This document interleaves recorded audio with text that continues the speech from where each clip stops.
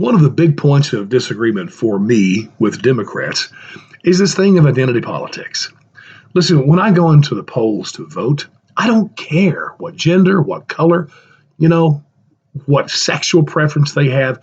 What I care about most is the Constitution, and I want to vote people who are going to uphold that, and especially the 10th Amendment, and wants to limit the federal government. Man, you have got my ears when you do that. Don't care about the rest of the stuff. So I was encouraged with the Democrat primaries. It appears that identity politics did not drive this primary. That's positive to me.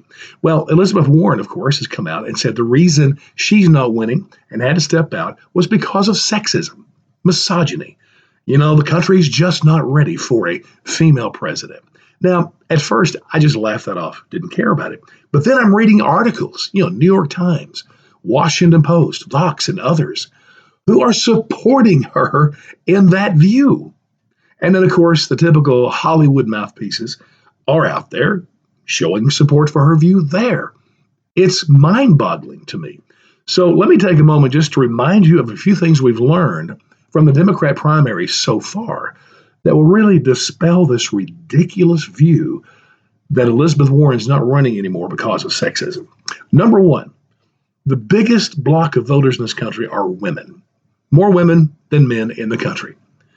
Crazier than that, 56% of women identify as Democrats. So in every Democrat primary, women are by far the biggest group voting.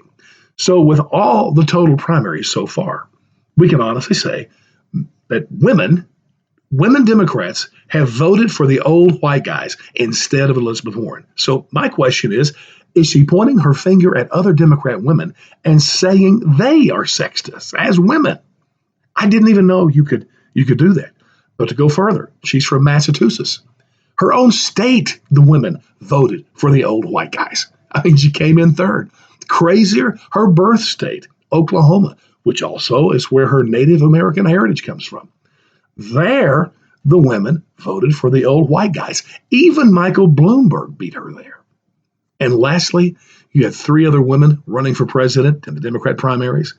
The crazy one, Marianne Williamson, my personal favorite, Amy Klobuchar. If I'd been a Democrat, she would have gotten my vote. And the other one, of course, Kamala Harris.